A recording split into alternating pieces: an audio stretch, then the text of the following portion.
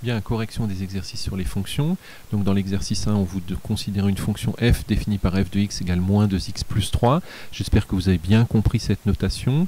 Ça veut dire que quand je cherche l'image d'un nombre qui est x, eh bien je prends ce nombre x, je le multiplie par moins 2 et je lui rajoute 3, et c'est comme ça que je trouve l'image. Et cette image, elle est notée f entre parenthèses moins 1, donc on lit f de moins 1. Donc ça, c'est juste une notation pour dire f de moins 1, c'est l'image de moins 1. Au lieu d'écrire l'image de moins 1, on peut écrire f de moins 1. Et le calcul, c'est moins 2 fois moins 1 plus 3. Je vais améliorer un peu l'écriture, voilà. Moins 2 fois moins 1 plus 3.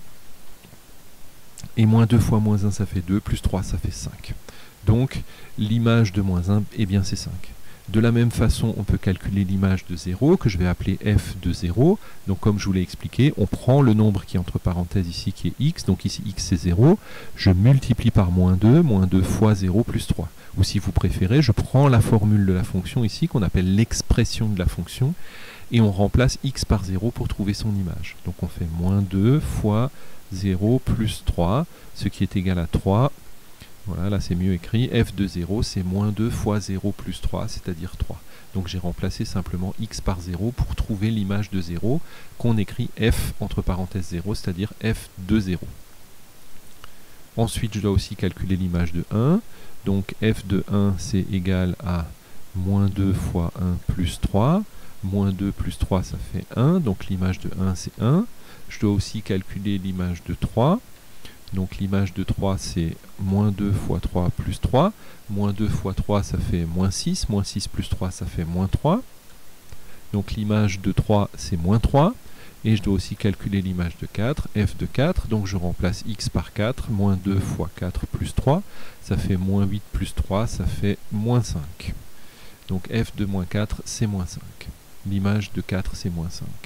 Ensuite, il faut placer ces différents points dans un repère. Donc je vous avais dit, x c'est sur l'axe des abscisses et l'image c'est sur l'axe des ordonnées. Donc je vais faire ça dans GeoGebra. Hop, je pousse ça ici et j'ouvre GeoGebra à la place. Voilà. Je vais le mettre à côté, comme ça on voit ce que je fais. Donc j'ai un point qui a pour coordonnées 0 et 3, donc il va venir ici, 0 sur l'axe des abscisses, 3 sur l'axe des ordonnées. Je vais lui donner un nom, tiens, je vais l'appeler A, égal, donc sur GeoGebra il faut mettre égal et les coordonnées entre parenthèses, donc 0,3, voilà le premier point. Le deuxième point, le premier c'était f de moins 1, donc f de moins 1 on avait trouvé 5. Donc il faut que je mette le point de coordonnées moins 1, 5, qui va être là, moins 1 sur l'axe des abscisses pour x, et 5 sur l'axe des ordonnées. Donc je vais l'appeler B, égale moins 1 sur l'axe des abscisses, et 5 sur l'axe des ordonnées. Voilà le point B, que je vous ai bien dit qu'il allait être là. Ensuite f de 0 c'est fait, f de 1 c'est 1, donc le point C a pour coordonnées 1 et 1. Voilà, bon, on commence à constater effectivement que ça va donner des points alignés. Ensuite, on a f de 3 qui est égal à moins 3, ça va être mon point D, qui est égal à... Donc le x c'est 3, le y c'est moins 3, c'est l'image. Donc on a toujours le nombre de départ, 0 par exemple, et l'image qui est sur ce qui est le deuxième nombre. Donc l'image de 0 c'est 3, l'image de moins 1 c'est 5, l'image de 1 c'est 1, l'image de 3 c'est moins 3, et il nous manque encore l'image de 4 qui vaut moins 5. Donc ça va être mon point E qui est égal à 4 sur l'axe des abscisses, moins 5 sur l'axe des ordonnées. Voilà donc le point E qui est apparu. Et effectivement, si je trace une droite passant par A et par B, par exemple, je constate qu'elle passe aussi par les autres points. Donc pour répondre à la question suivante, que constates-tu? Eh bien je constate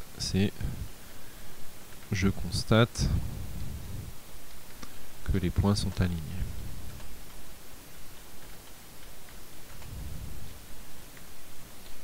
Voilà, je peux même, bien sûr si je le souhaite, copier le dessin ici. Par exemple, je peux faire exporter en image, copier dans le presse-papier et venir coller ici pour la question B.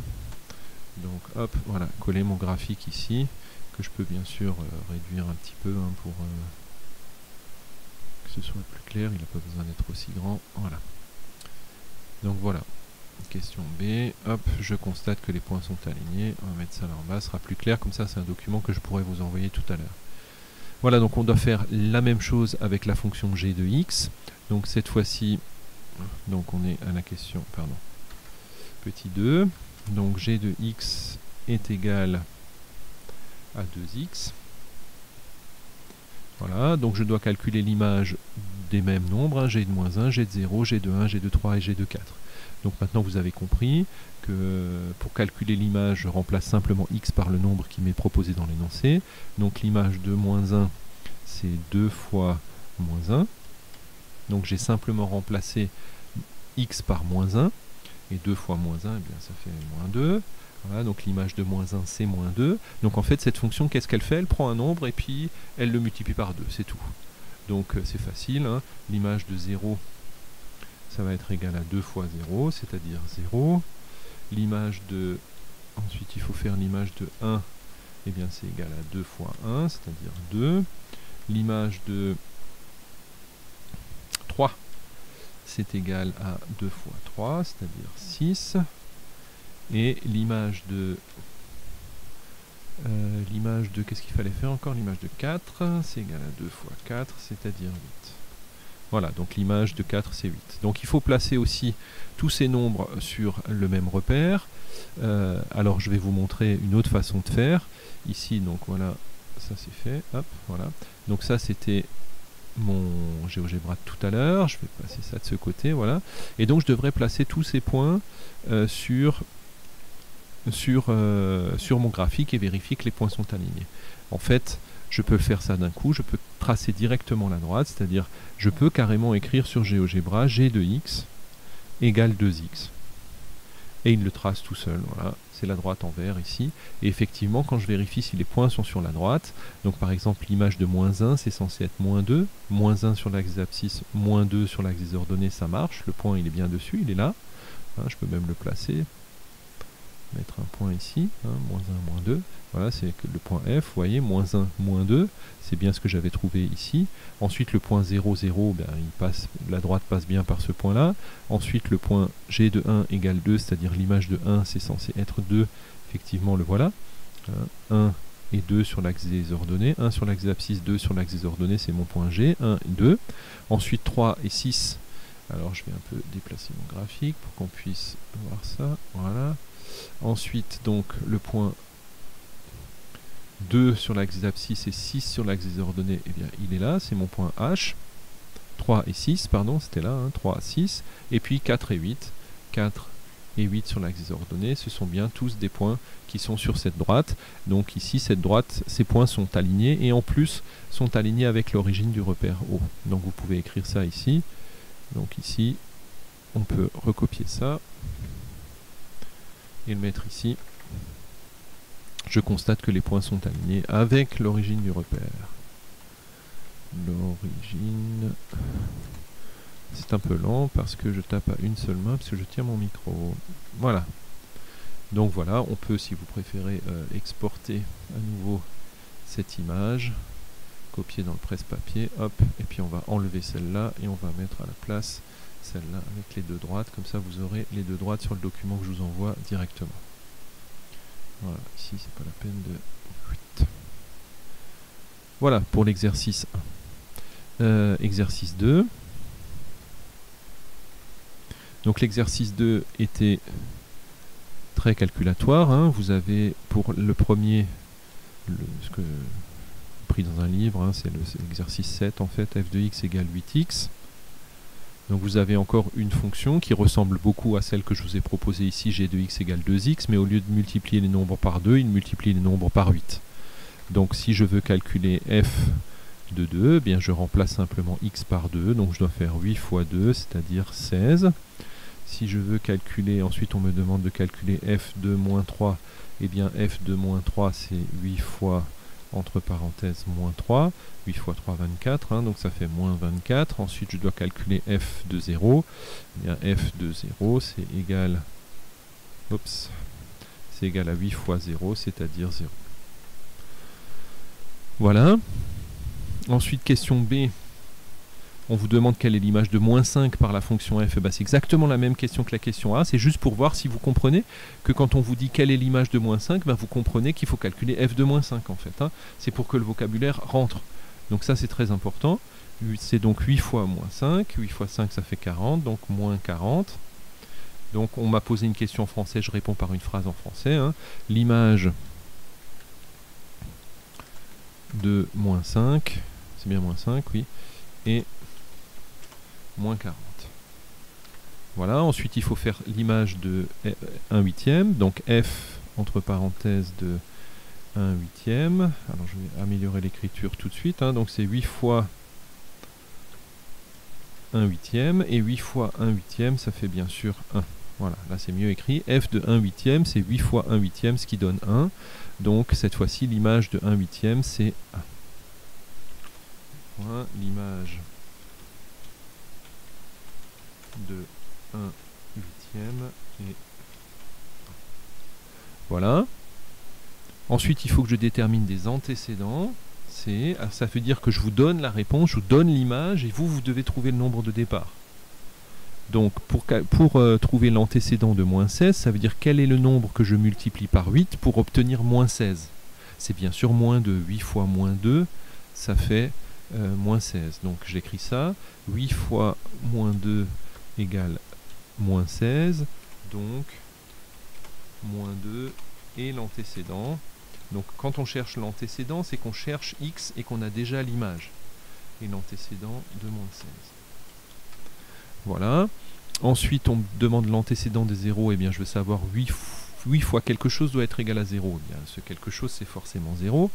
Donc, 8 fois 0 égale 0. Donc, 0 est l'antécédent de 0. Et je dois trouver l'antécédent de 28. Donc là, c'est un tout petit peu plus compliqué, c'est-à-dire je cherche x pour que 8 fois x donne 28. Donc je l'écris cette équation. Ce que je dois résoudre, c'est 8 fois x doit être égal à 28. Donc 8 fois x égale 28, eh bien ça équivaut, je ne sais pas si on a déjà utilisé ce signe ensemble, c'est-à-dire que quand je fais une équation, les différentes étapes, je mets ce signe-là entre les différentes étapes d'une équation. Donc vous savez ici que pour isoler x, c'est-à-dire pour trouver x, il faut diviser de chaque côté par 8. Donc x va être égal à 28 sur 8. Voilà, et qui se simplifie 28 sur 8. Je peux simplifier par 2 par exemple, ça fait 14 quarts. Voilà. Ça veut dire que j'ai trouvé l'antécédent de 28, ça veut dire que si je prends le nombre 14 quarts et que je le multiplie par 8, eh bien je vais trouver 28. Donc 14 quarts, 14 quarts, et l'antécédent de 28. Voilà, on a fini pour le 7. Maintenant, il faut recommencer avec le 8. Alors, on y va. Cette fois-ci, j'ai une fonction g de x qui est égale à 5x plus 1.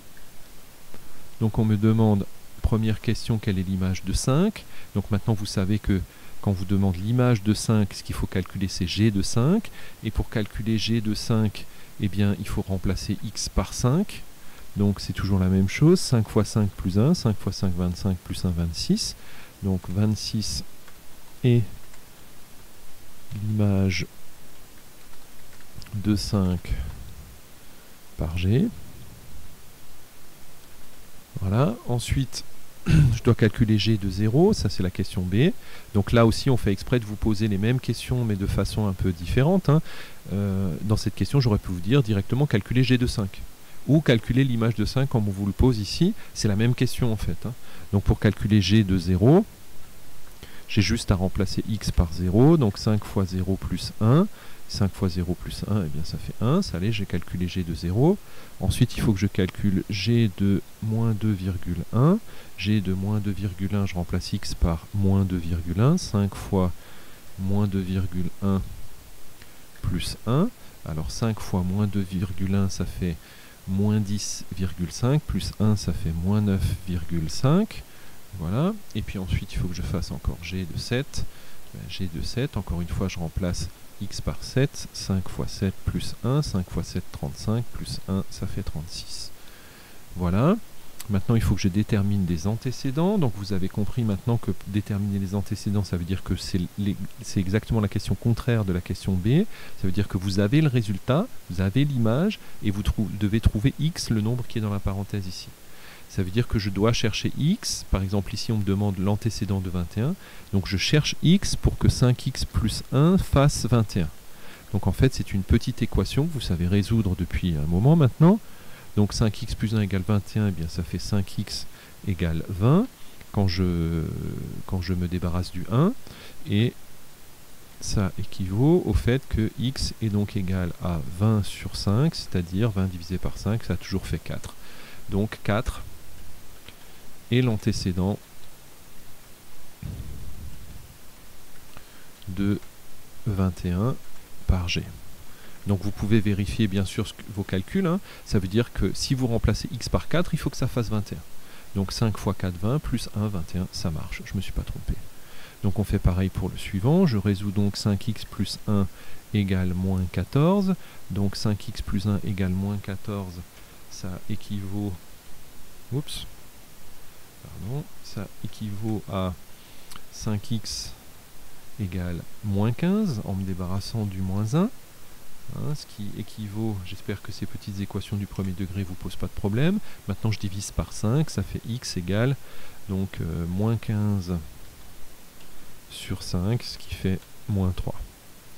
Voilà, donc moins 3 et l'antécédent de moins 14 par la fonction g. Donc là aussi je peux vérifier, je remplace x par moins 3, 5 fois moins 3 ça fait moins 15 plus 1 ça fait bien moins 14, je ne me suis pas trompé.